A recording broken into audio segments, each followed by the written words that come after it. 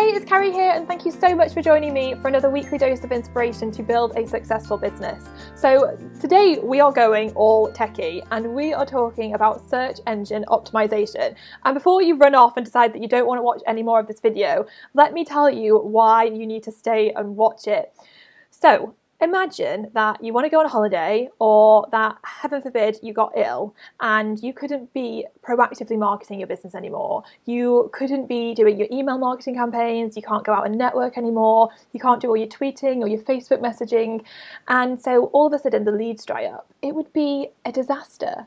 But if you had invested in search engine optimization and you were at the top of Google organic search for your #1 keyword, Google would be sending you free traffic and you'd still be getting leads, which is amazing. And today we are joined by the amazing Liz Lockhart, and she is going to be sharing her amazing strategies and tips for how to get started with SEO. So thank you so much for joining us, Liz. Thanks for having me. I'm really excited to be here. I love chatting SEO. Well, I know. Well, it's good that you do, because I don't really find very many people who like talking about SEO. And obviously, that's one of the big things. I think SEO freaks a lot of people out and just terrifies people. They just don't even know where to begin with it all. Why is that? Yeah, I think it's because a lot of people focus on like the advanced stuff or the really techie stuff. Like there's always some like latest trend or some like technical hack, and there is like a slight technical side to SEO, but that's not really the bulk or the important part of SEO. And you can really break it down into simplistic things that you're kind of already doing and just doing them with like an SEO tweak. So it doesn't have to be this like massive overwhelm, like deer in the headlights feeling when you're doing SEO for your website. Like you absolutely can do it in like a real human way. So yeah, because I think that's good to know, because I think a lot of people do think that it's just, they think I'm not a techie person, I would never be able to do that, or they just don't even want to get started with it. But what are some simple steps people can actually take to get started with search engine optimization, and steps that any of us could do? Yeah, absolutely. So there's kind of this simple formula to SEO if you really break it down. The first piece is everything you can do on your site for SEO, and then the second piece is everything you can do off your site for SEO, and you put those things together and you end up getting more of the right kind of traffic to your site. So my first tip would be to keeping that formula in mind. Like stop chasing these SEO trends that you see out there, right? Like, so somebody's like, oh, if you start posting in this exact kind of forum right now, like that's a Google hack and you can get to the first page of your like the search results, or if you use this exact phrase, or if you're getting this exact kind of link, like if you just kind of forget all that, because eventually Google catches up with all of these hacks, and then you have to go back and undo them, or maybe your site gets kind of hurt by trying to game the system. So if you kind of forget the trends and kind of like save yourself all of like the hassle and the time and the money you probably invested into trying to game the Google game, and just focus on that formula of stuff you can do on your site, very simply, stuff you can do off your site. And everything with SEO, if you want to do it for the long term, do it with a human filter. If you ever get like this icky feeling in your stomach, like you're doing some sort of like weird, like just, sleazy salesman kind of tactic for SEO, and like stop what you're doing, put on the brakes, and do SEO like in a more human way. So that's my first tip, to like stop chasing those trends and do SEO in a human way. Okay. And my second tip, to kind of expand on that, is for doing the on-site piece, to really listen to your own audience. There's all this talk about doing keyword research and making sure you're targeting, the top terms on Google. But what's more important is not attracting loads of numbers of people to your site. It's more about attracting the right people to your site. So if you really listen to your audience, and you listen to your customers and your clients, and you listen to what they're actually saying, and I don't mean paraphrasing, I mean exactly what they are saying. If you use those words in combination with some research tools, then you can come up with a perfect keyword research strategy or optimization strategy for your site. So if you're using the words that your customers are using with a little bit of SEO research tweaking, then you're on the path for like a real SEO strategy that'll help your business, not just look good in your, number counts. Yeah, I love that idea. I never even heard someone say that before, so thanks for sharing that. So that's the second tip. Use their actual language. And the third tip is to track. So the thing with SEO is that we can do all sorts of things and think that we're doing well, but you don't really know. And I'm going to tell you that tracking like which keyword spot you're in is kind of a tricky thing to do, and it's not actually the end result. You know, the end result we actually want from being in a certain keyword position is traffic, right? So that's really the thing we should be focusing on. So the thing to do to track what is working with SEO or how much you're getting is to install Google Analytics on your site, which is like my second favorite thing in the world, SEO and then Google Analytics. Sometimes they flip. So if you put that on your site, which is totally free, then you can start to see whether or not your search traffic is actually going up. If you're getting a flat line, then there's something going on. Maybe there's a technical error on your site or something. But really, you need to use some sort of tool to track whether or not you're getting search engine traffic. And you know, and with any marketing, really, I recommend doing something to measure about whether or not it's actually working. But my recommendation is Google Analytics because it's free and I love it. Yeah.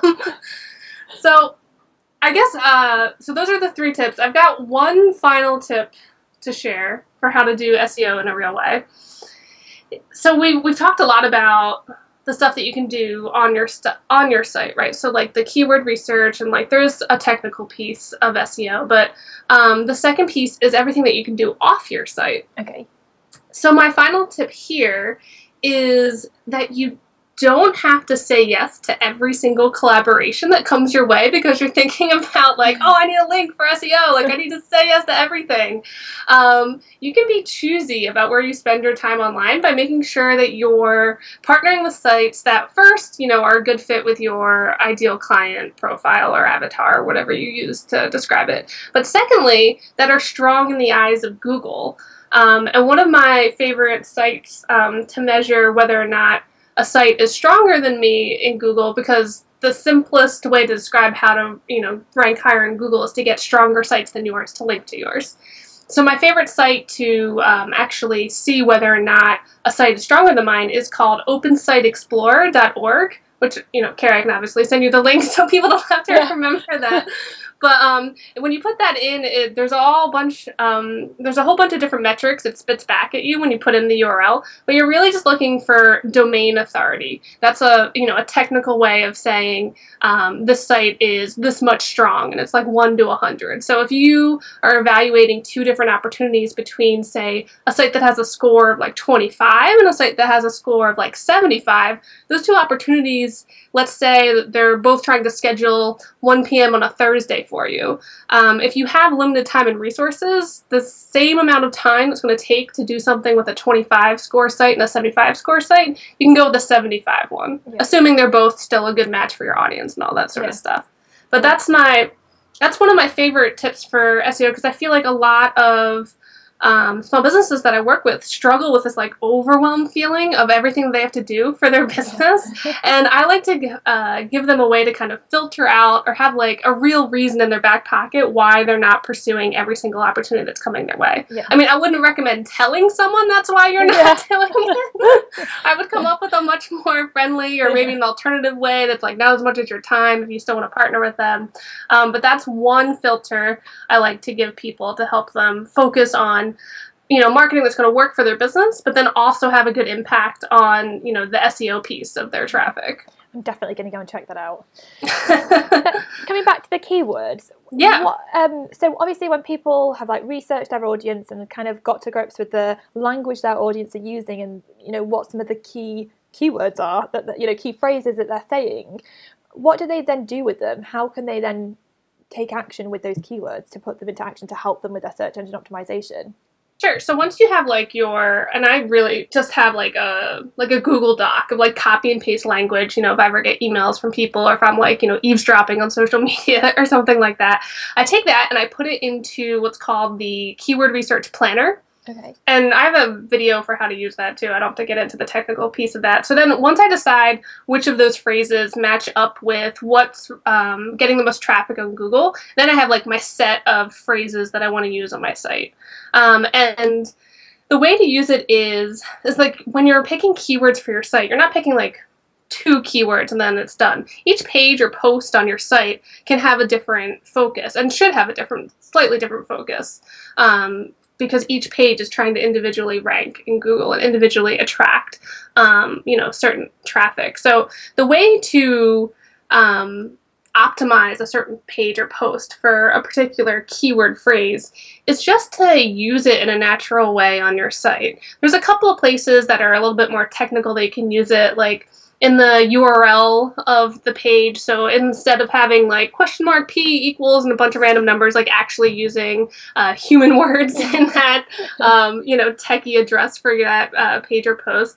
Using it in what's called the title tag is another way, and just using it throughout the post. You can do things like use an image on the page that has that phrase in it. But my caution here is to not go overzealous with this. If you are what they call stuffing the keyword into the page over and over again, you're going to kind of get dinged by Google. So usually to kind of combat that, I choose 2 to 3 very, very related phrases to optimize for on the same page. So like synonyms of each other, or just 2 word phrases versus 3 word phrases, and then always, always, always using this like human filter for how I'm using it. Like I'm not going to put a phrase somewhere if it's just for a search engine. Like I'm only going to use it in a way that would also make sense to my ideal client that's hopefully reading the post in the first place. So we're creating useful content, awesome content for our ideal clients that also has some phrases in it that people are searching for on Google. Do you, so many people have WordPress websites now. I don't know if you use it, but if you do use WordPress, do you use plugins like to help you with this? And if so, do you have one favorite SEO plugin? Oh yeah, absolutely. So if you're on WordPress, I would recommend the Yoast plugin. That's YOAST. Like toast with a Y. The Yoast plugin, just installing that will take care of a lot of the technical stuff, and then it makes it easier to edit some of the things like title tag or something called a meta description, which is like that little blurb in the search results that describes what the page is about, and a couple of other things like that. Just installing the Yoast plugin isn't going to necessarily increase your rankings. You have to come to the plugin with your strategy already in mind of like what you're optimizing for and where, but the plugin will help you with a couple of the technical things. Absolutely. That's amazing. Thank you so much for sharing those tips. I just think SEO is so important. It's so overlooked, and I think probably because it freaks a lot of people out because it does seem really techy. But I think not only does it drive free traffic without proactively having to do anything, if you didn't, if you're up there already, but also it just helps so much with the credibility piece. Because I always find that if I'm searching for something and someone pops up #1 on the top of the organic Google search, I'm always like, oh, I'll click on it because I think it must be credible. Yeah. So it has such a huge impact, and I think we all need to be doing more with SEO. So absolutely. Thank you so much for sharing those tips with us. If you want to find out more about Liz, I've put all the details to her website over on the blog, and there's also a link to her free training, so definitely go and check it out because SEO is so important.